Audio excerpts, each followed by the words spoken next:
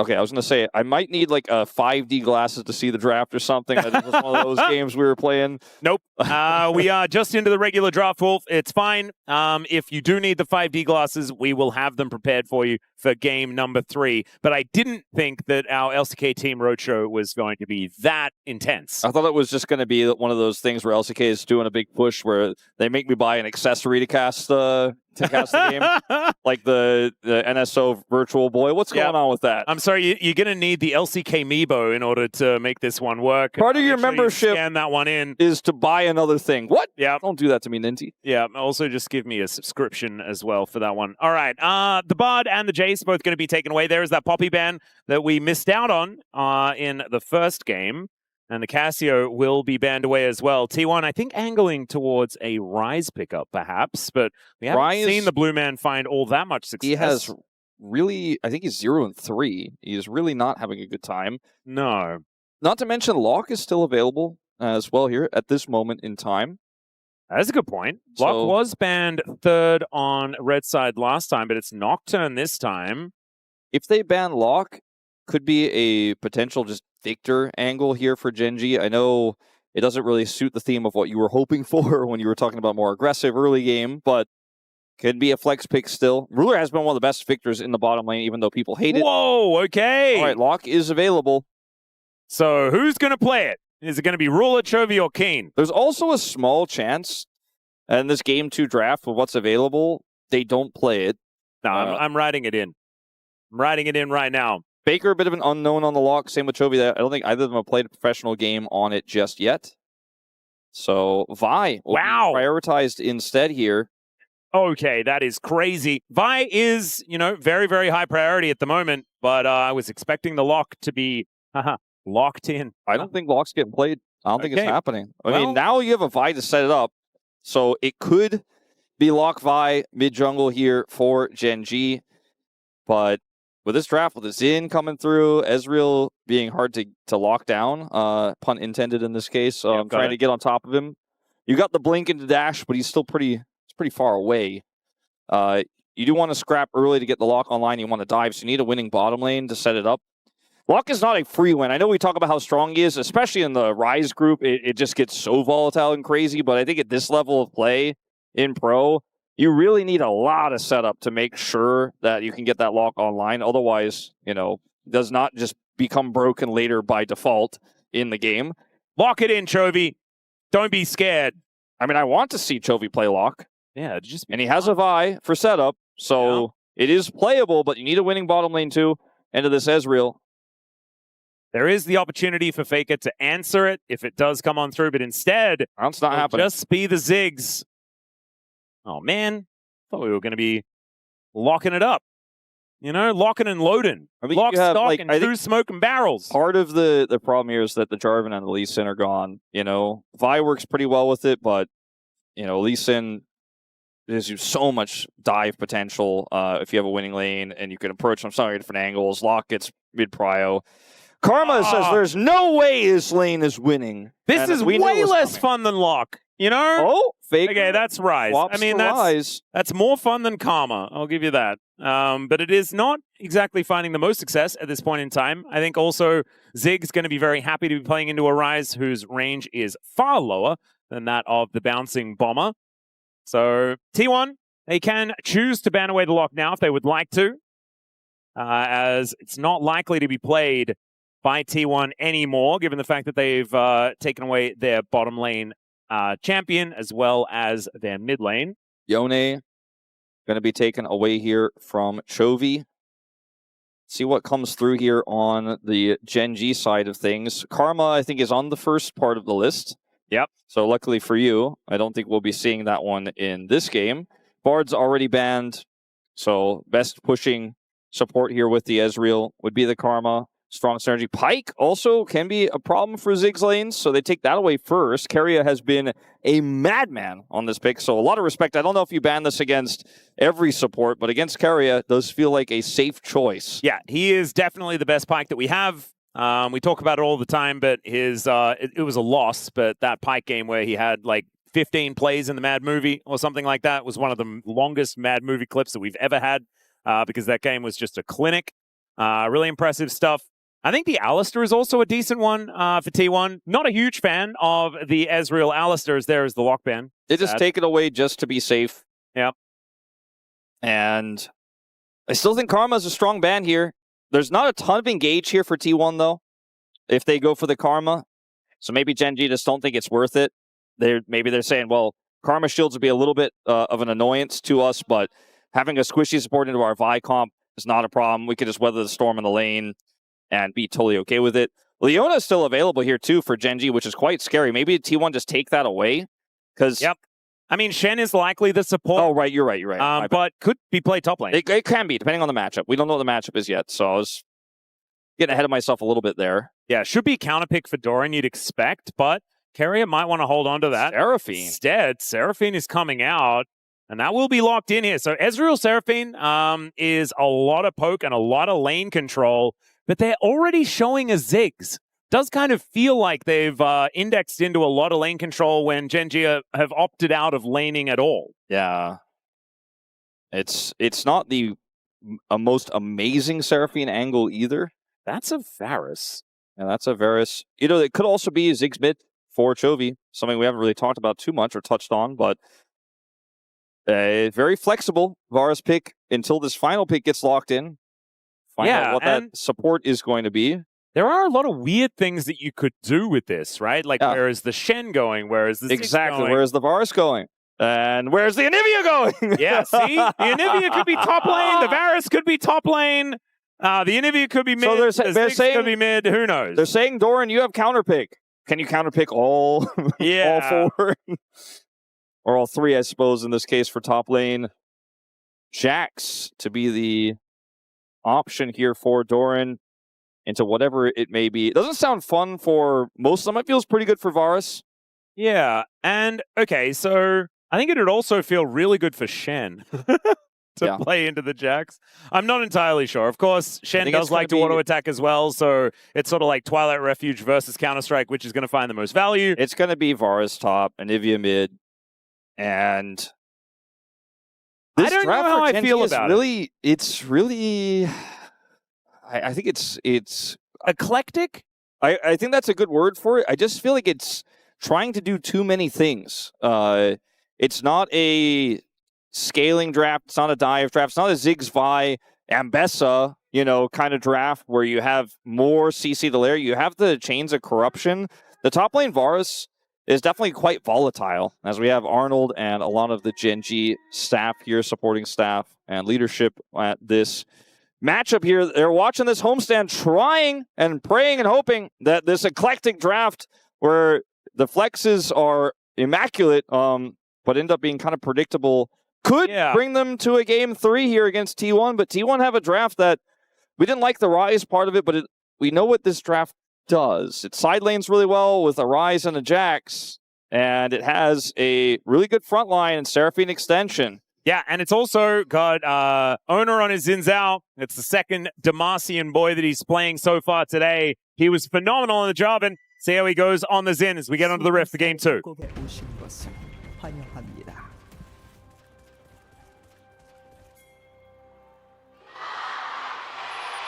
미니언들이 생성되었습니다.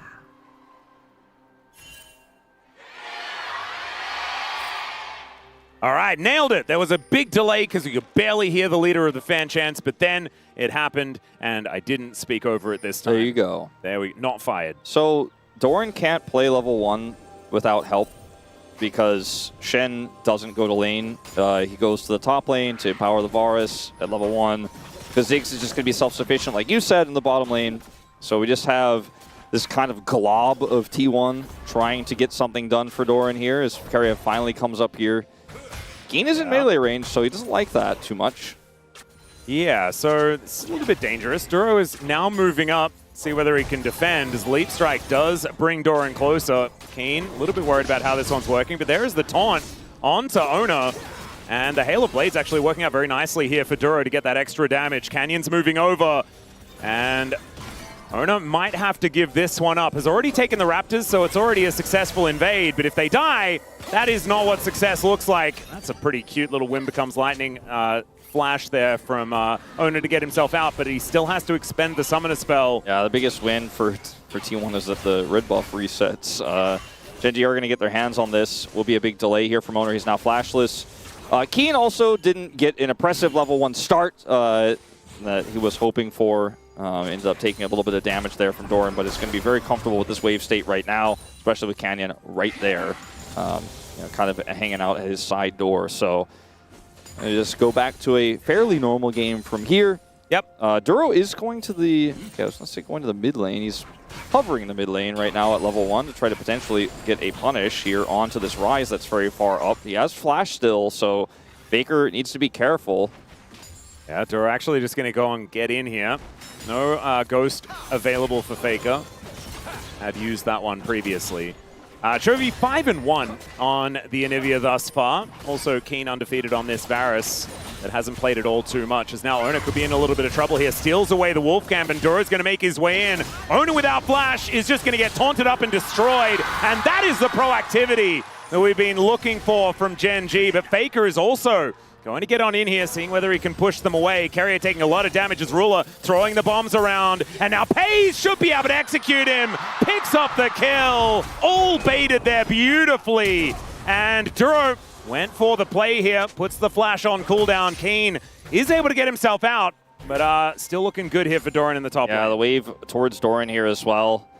So much time was spent by Duro to try to make this play happen that he's obviously very far behind in experience, but that does mean that he'll be able to catch up. Ruler's got some additional ones, but he died. If Ruler was alive there and actually had farm, he'd be in a much better spot. Peyz is behind him right now, trying to make another play.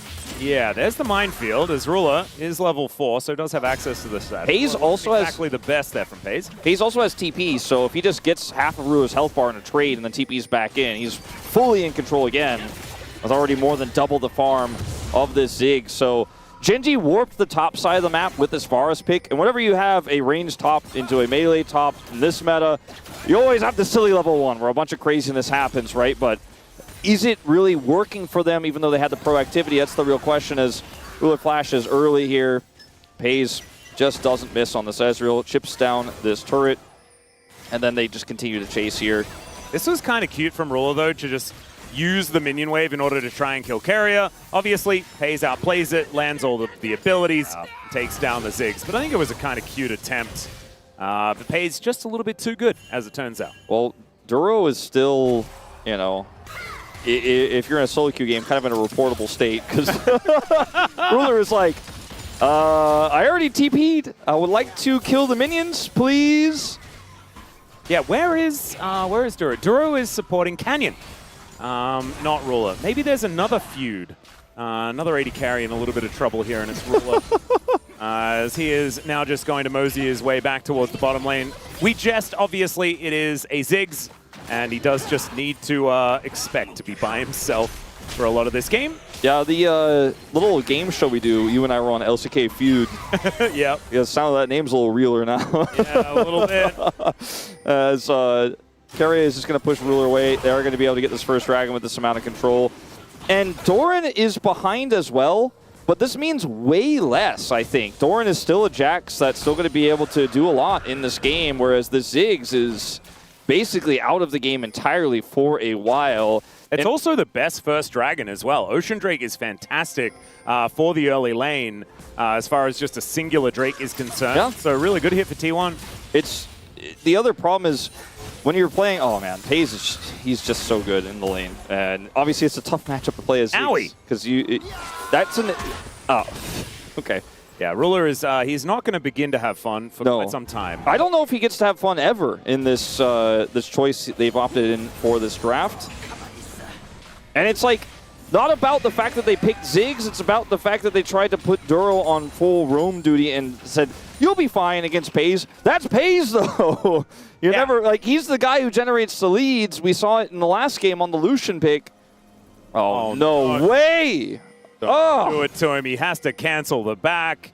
Might now have to wait for the minion wave as Duro somehow gets out of the way of that Scryer's Bloom. Could be important here.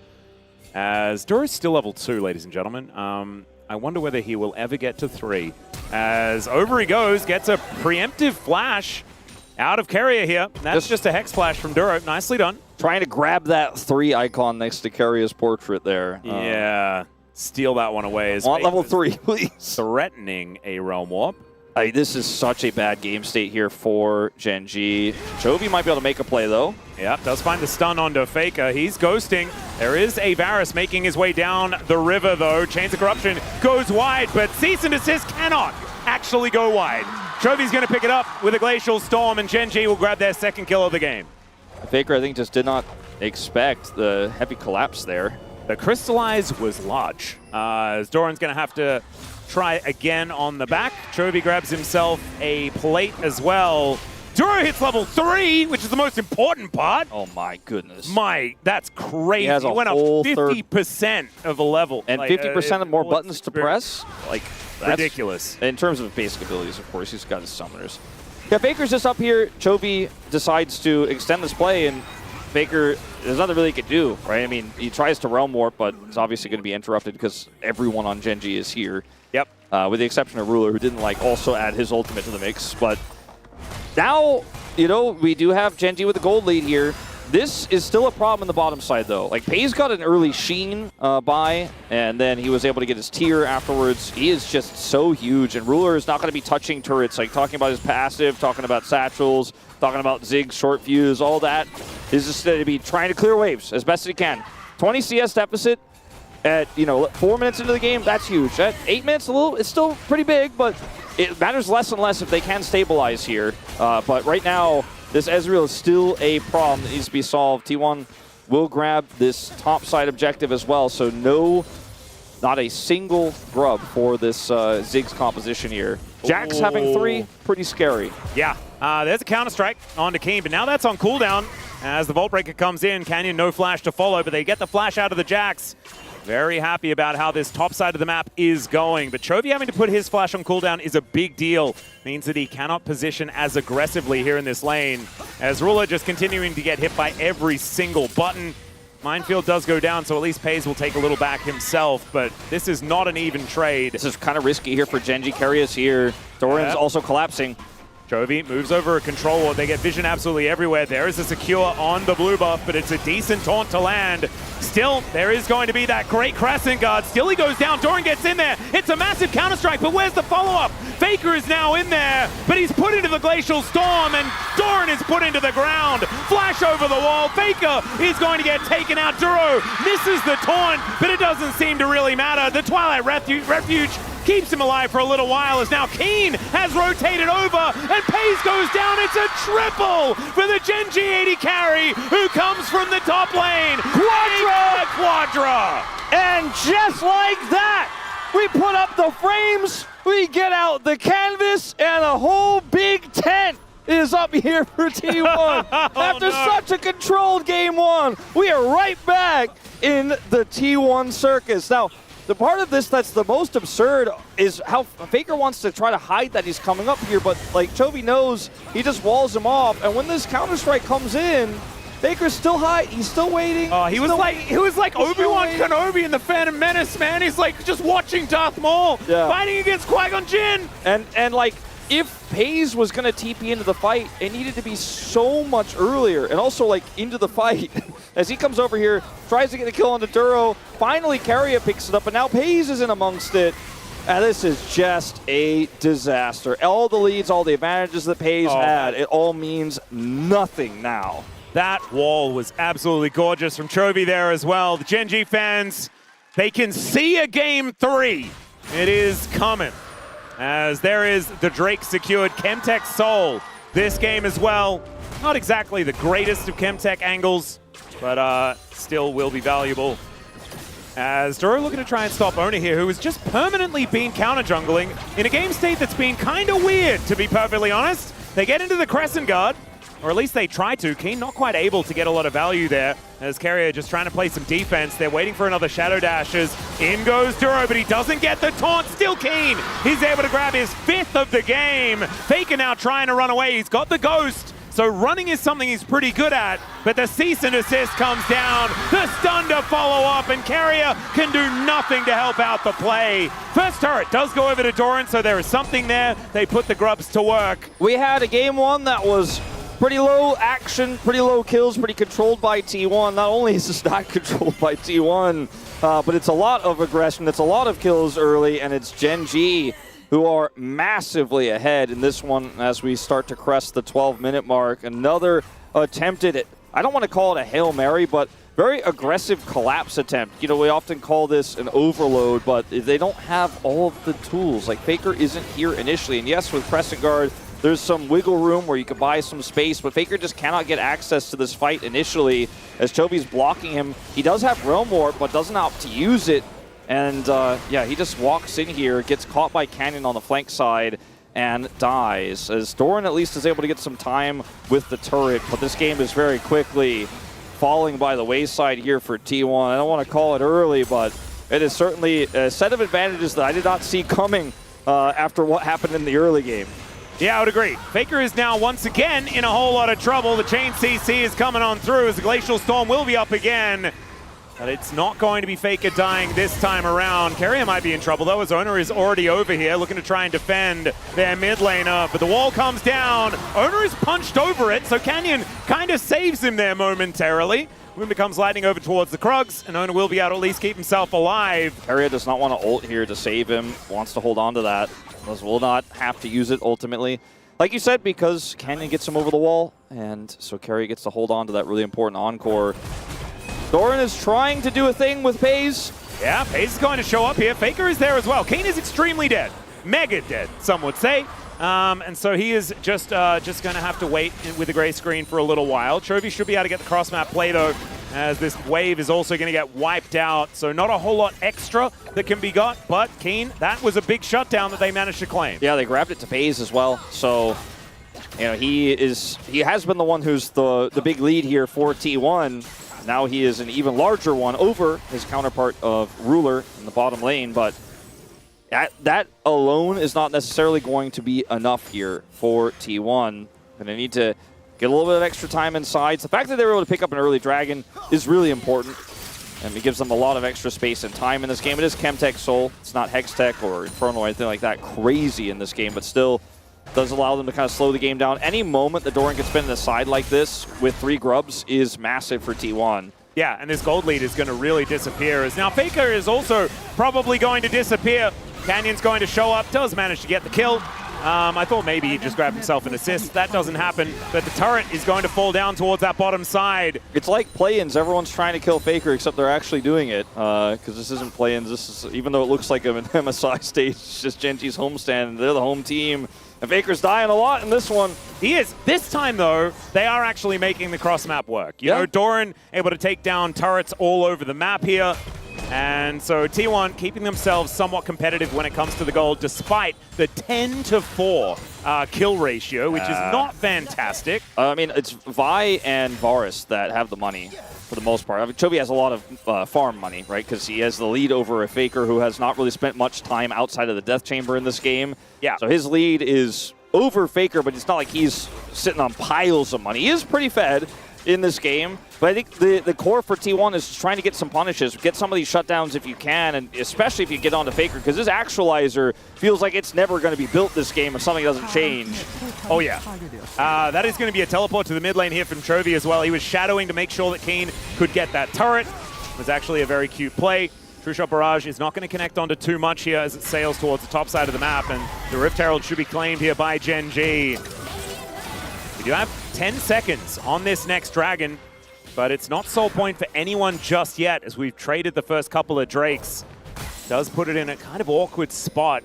See exactly how highly it's going to be prioritized on either side as the Rift Herald does go over to Gen.G. And T1 moves straight into this dragon pit.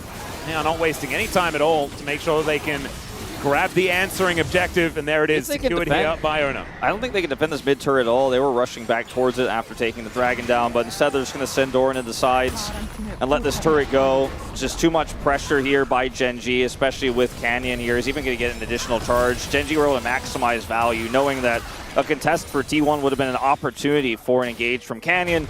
And Doran, because his bottom turret was already gone, he's going to get a big push here. I don't know how much damage he can actually get done to this turret itself. Kiin opts not to TP, so he actually will get to wail on it a little bit here and take out 2 plates. So it is a significant cross map, but it is definitely not equivalent to what Gen.G got. And that second dragon for T1 is a win, but it's not a massive one. And Gen.G right now just need to get to a point where Ruler could just farm up waves and otherwise just drop a bomb on any team fight that Canyon sets up and continue to control the map, similar to how T1 did in the last game. And they should be in a pretty smooth position in this game because they just want to make sure Peyz doesn't get to pop off. His 2 items came through quickly. At the second, not transformed here because of the lead he has, but he will have it soon. And then T1 can try to set up some tricky plays. Like, they have a lot of flashes here. Yep. Ruler, though, has gone for the Blackfire Torch. I'm not a huge fan of this. I kind of like the bursty Ziggs with the Ludens. Tough from behind to make that choice, but I do agree with you just in general. Yeah, I mean, I guess there's a lot of champions that are going to be diving in towards you, right? You can get a fair bit of consistent damage on the front line with Chovy's amount of control. I mean, there's I guess, an argument for it, but I'm still a little bit less of a fan. Maybe it's just Orcs' influence, as Chovy only kind of likes that build. Is 7 Rod of Ages, or over 7, really. Stacks ahead of Faker. That is a lot. Now. He's also like 90% kill contribution as well with 108 in this game, which is kind of insane with how scrappy this game was going in the early stages. Has moved to a 3,000 gold lead for Gen.G. And there's the Crystallize coming on down. Doran not exactly happy about facing off against this Anivia as Canyon dives on forward. They're looking for the last remaining outer turret. They might be able to grab it here. Let's see if T1 kind of commit here. This feels like a bait by Gen.G. They want to force the fight using the turret as a pressure point. Duro's on the wraparound. I think they should just give this up.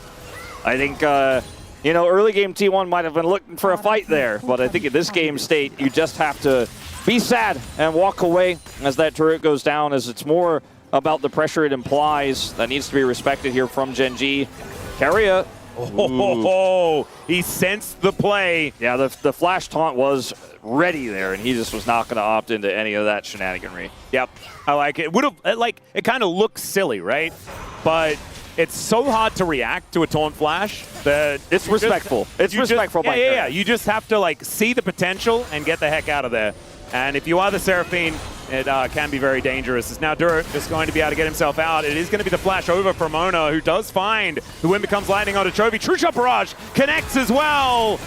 And there's the Rune Prison taken down to the egg. Let's see whether the damage can come on through. The Encore, fantastic. They take out the egg, but at what cost? Does Oner and Doran both fall in the pit? Kiin is going to break his arm guard. That might actually keep him alive, as Ruler is controlling space in this river. A 2-for-1 in the end. I mean, Faker is basically healing people with his items right now. He's not really able to do a whole lot there. He was set up. He was right in the place where he needed to be. He's healthy enough to offer some damage, but the damage just doesn't hurt. Kiin just kind of ignores him there. And so initial play there from Oner was quite aggressive. It looked like the T1 numbers advantage was there, but Chovy's able to buy time with the wall.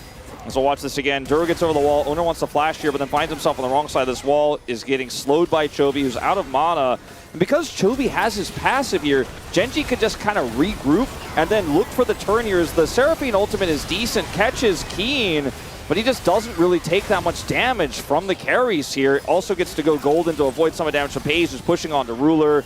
And the target selection is kind of all over the place in the aftermath for T1. Yeah, just got a little bit split up towards the end there. Not a whole lot of safe spaces to do battle. But killing Chovy, definitely a big deal. He had a gigantic lead, as we were just explaining before. But he kind of continues to do so. Yeah, it's a little smaller, but it's also going to be more difficult to kill him now. I mean, I know he doesn't have the egg at this point in time, but the Seraphs is now done. He's building towards his Chovy cannon. Yeah, Faker's next item in soon. Was a mana crystal, so that doesn't do damage either. Oh, okay, now he's got. He's found the chapter. Chapter, all right. It's in there. Also, there's a gigantic lead in the jungle as well. Canyon, as we can see on our screen right now, 6-0 and 4 on the bye. And he is representing a lot of shutdown gold. If T1 can ever actually get a kill onto the bye, who will be in a dangerous position, you could imagine, in a lot of instances. But looks like the Dragons are going to be equalized. Honestly, this is kind of a favorable game state in this moment here for T1 because they're letting Gen.G have the dragon. Faker's getting money. I mean, he needs it desperately. They just need to stall this game out. That's really their best bet here. And so Cannon gets dragon, but they're not opting in for a fight. They're not going to give Gen.G the team fight they want right now while Gen.G are giga ahead. And so Faker gets some extra time in a side. Takes 200 of the gold lead away from Chovy. There you go. I mean, I'm really reaching for silver linings here, but I think T1 played the situation correctly. I think that was the best they could have done with Gen.G with having that much control. The fact that Faker was able to push that far up and get those waves in itself is, I think, as big of a win as you could hope for right now. Well, I do want to take a brief moment to say that Oner and Keria's skins looks really, really cool. Sure, yeah. I haven't seen that Seraphine skin all that often. And Oner with his cape looking absolutely phenomenal. That's another silver lining here. Yeah. Is they look stylish in this moment. One of the negatives is we could have had, what is it, 6 T1 skins in the game? Yeah. Because I think there's a Jax one. There's definitely a Ryze one. Faker is definitely not going to be using it. Varus? Does Ezreal have one? I don't think so, but there is definitely a Varus one and a Vi one. But now we've also got a very dead Oner as Gen.G utilizing Duro's ability to get anywhere on the map pretty effectively here, but in the delivery, Duro in position, the Encore goes completely wide, but Duro is going to be taken down, left on his lonesome, and Chovy, it's a great stun onto Doran to avoid that counter-strike, and now he's just kiting them around. Another stun comes in. Peyz will find him though. The arcane shift forward, it's a decent dodge, but it is not enough, and Peyz is going to be able to get his revenge. A second death here for the Anivia. Yeah, that was a really nice punish by T1. And Gen.G with the Varus in the bottom lane with no TP, just weren't able to support where they were positioned on the map there on the top lane. And T1 do get a nice punish here. Some money, again, over to these carries.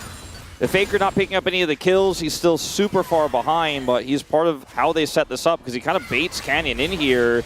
And this play is pretty disrespectful, right? The bomb comes through, Oner dies, but now there's enough time bought here for T1 to come over. The Realm Warp allows the chase. Even though the Seraphine ultimate leaves a little bit to be desired here, allows Canyon to get away, it's still going to be a huge win for T1 because there's no way to peel here for Chovy. Chovy plays as best he can, repeatedly putting his ultimate down, gets the stun here on the Doran's approach, but Peyz is just going to keep E-ing forward. Will take Chovy out, even true shots, because he is... He knows Chovy is really ahead and maybe didn't even trust his own damage there. All right, cease and desist does come down here. Mega Inferno Bomb is going to push back the Jax, and he just blows up. Chovy able to grab himself an assist, which I wasn't actually assuming was going to happen. Very nicely done. Not too impactful here. Duro is going to be able to get away just fine. Doesn't need to flash. T1's bottom side are doing really well, Wolf. Yes. Having a look at this game, it's very lopsided. As the 3 members of Gen.G on the top side feeling fantastic and asking what the hell happened on the bottom side of the map. Well, it goes back to the very early game, right, where we were like, okay, Doran's deficit means less. Yeah, and I mean, it was a full sacrifice, wasn't it? The rest of the game became a little bit wonky, and Kiin got a quadra kill, and so the lead is way bigger for Kiin than it was when we were having that conversation earlier. But the same sort of top versus bottom rules do apply here with the 4 kills that Peyz has picked up in total, the control of the lane he had early. Which one is going to matter more is the question. I think you could make an argument that the Jax is still very relevant 2,000 gold down because he could, he could look for a leap into a flash, into a prio target. But Chovy has his passive, right? Like, it's very difficult to burst him down. The Vi is good for peel. It's hard for Jax to actually close the gap here. And one of the biggest problems, we're talking about top versus bottom, is you forget to talk about mid. It's not about Chovy's lead as much as it's about Faker's deficit. He is just not able to do damage, and he won't be doing damage for so long in this game. He's just a full Chovy cannon behind. Yeah. Which is kind of insane. Like, it's crazy how little Ryze does when you're this far behind in a game like this. Like, he needs just so much time, which is why we just keep watching him clearing waves, because that's all he can do, and he needs to be doing that only. And basically, all of T1 just needs to deny objectives while Faker gets money. Getting a proactive catch there, when Canyon overextended earlier, is a bonus. Definitely feels nice, but it's tougher to pull off. Well, Megacone is going to be saving Doran here for the moment. as the rest of T1 are going to be pushing through towards the top side. They know that Kiin isn't there. It's a lot of damage represented as he just vault breaks to get out of the way of T1. Setting up these brushes, though, is a really great way to punish, especially when they're waiting for this Drake to spawn. It is going to come up now. Kiin is in the area, doesn't have his teleport up and available. Doran back again once more, but has to move towards the mid lane as the rest of T1. I think they'd like to move towards Soul Point, but Gen.G, I think, will have a fair bit of control in that department, are actually looking towards the Baron instead right now. All right, they have cleared this vision up, and we're looking at a Anivia who's on 3 items and can help do this Baron very quickly with the fed Varus. So T1 now kind of have to scramble to look for any way to check this Baron and to be able to constantly make sure they have vision on where Gen.G are. Right now they know they're on the bottom side of the map, they know they're on that dragon. The fact that Doran has TP is really valuable here because he can continue to be on the opposite side of the map of that objective and be side laning. And he's really the only thing in T1 that can pull Gen.G around the map a little bit here. As T1 are also going to get this scuttle, which is actually pretty huge to be able to get way more information. So can slow this game down a little bit. Rod's about to complete. I know it's a late one here for Faker, and he's still going to be very far behind in experience, but it pushes him much closer to 16. He's not that far away from hitting that critical breakpoint. He'll be very close to Chovy as far as levels are concerned because he is about to ding that level 16. But only half a level behind now. The Rod value later on in the game feels amazing if you're not in if the game isn't donezo if you're transforming at 28 minutes. But he is just a few minion waves away from actually hitting that spike. In terms of getting the actualizer and the big damage, we're still a little bit further away, but if they can deny Baron until he gets it, you know, Peyz is on 3 items now. Doran still able to pull Gen.G around the map a little bit. There's still a way back in here, absolutely, for T1, but Gen.G, the ball is in their court right now. They have full control over the map, but they're the ones who are going to make the decisions here as T1 scramble to try to get that 3rd item for Faker. Yeah, and speaking of 3rd items, both Kiin and Ruler just completed their Void Staves. Feeling very good about the state of the game right now with their extra magic resist that they've built for themselves. T1, not with really a true tank to be seen in this composition. And Doran, if he wants to build a pseudo-tanky item, it's probably Azonia's, right? So that is not representing very much more magic resist. It's only these Merc Treads that have been built up by a couple of the players that is really keeping them alive against all this magic damage out of Gen.G. Because I was going to criticize Kiin for going towards this heavily AP build, but then, I mean, who's going to be building tanky stats on T1? I do think that the way they've set up these lanes where they're putting Doran bottom side, as you can see here, is definitely the correct way to do it for T1. Faker doesn't have TP, he needs to be near the Baron. And he is just getting wave after wave. They have a lot of vision to support him because they're playing all through topside. So he has, unlike the time where he got caught last game, so many resources towards his side of the map where the Baron is so that he can continue to farm. And T1 are in a deficit, but they're doing everything right to get a potential comeback window in this game. Yeah, Gen.G doing a great job just trying to play around what T1 are doing here. I think that this tug of war is really beautifully done. Because Gen.G trying to push their advantage, T1 denying it, but neither team really giving much of an inch. But right now, with Gen.G's added power that they have, a 4,000 gold lead is nothing to scoff at. They have that soul point, and they're on the Baron here. It will need to be a turn, as it is spotted. This Baron pretty dangerous. This True Shot Barrage over the top as well is going to land onto 2. Ruler and Kiin taking a lot of damage here. They do need to be careful. Look at that wall, plus the Glacial Storm and the 2-man stun. Still, T1 are going to be able to walk over it. Duro taking a lot of damage. And there is the Encore Flash. But Canyon able to get himself out of the way. They get themselves the crab, but Canyon going to go down to the GA so early. And in goes Chovy, trying to be in the Crescent Guard to make something happen. Canyon should get taken down here. It's Peyz that gets the shutdown. Kiin goes gold, and Oner is over the Glacial Storm and out of trouble as it's a double for Peyz. At full health, he's going to pick up the 3rd one as well. And Ruler not going to be able to do anything about this other than kill Keria from half health. And let's see if he can get out of this one. I don't think so. Nice try with the satchel, but Doran is just going to slap him on the back of the head. And down he goes, and now it's T1's Baron. T1 incredibly patient in this game. And Gen.G, for the first time in a long time, finally got all the vision cleared on Baron. They were like, okay, Now it's a good time to do Baron, but this True Shot Barrage is massive damage, and they turn off the Baron early, but without actually offering anything except a wall and an attempted Q from Ruler. So yes, the Baron's not stealable here, but they're not under threat, so T1 can play it slow. Keria's flash engage here is pretty good, and with Oner's Crescent Guard, engaging on him is not the right call. And then the rest of the T1 get the backline access here with Faker's Realm Warp. Sure, he didn't get his Actualizer, but he still makes a big impact in this fight, and now it's so split up here for Gen.G that Peyz, there's just no one to lock him down. He could free fire in this one. Chovy will lose his passive and his life. A Ruler in the extended play, despite getting Keria, will also die. And this comeback here from T1 was so well orchestrated. How they set up their lanes, the Baron vision, how they played through Faker and sides, was all accumulating for one hopeful team fight, one hopeful moment. They got it. They've got a gold lead now in this game, and maybe they could still get the 2-0 here despite playing against the Gen.G home crowd. And also, despite Gen.G having such a massive lead for so long, Duro takes a lot of damage from another one of these True Shot Barrages. And we're seeing the power of this Ezreal that has been a big problem all week long. Canyon looks for the angle towards Peyz, Mega Inferno Bomb. Can they kill him? That's the question. And the answer, ladies and gentlemen, is no, not yet. As down goes Canyon first. Crescent Guard for Oner, and T1's War Machine is rolling over Gen.G. It looks like that 2-0 you were talking about is a little more imminent than we even expected. Yeah, they're just going to push this bottom lane where everybody's here. They've got the wave, they've got Baron, and Gen.G could not hold on to the lead. They had such an advantage. Kiin got a quadra kill in the early game.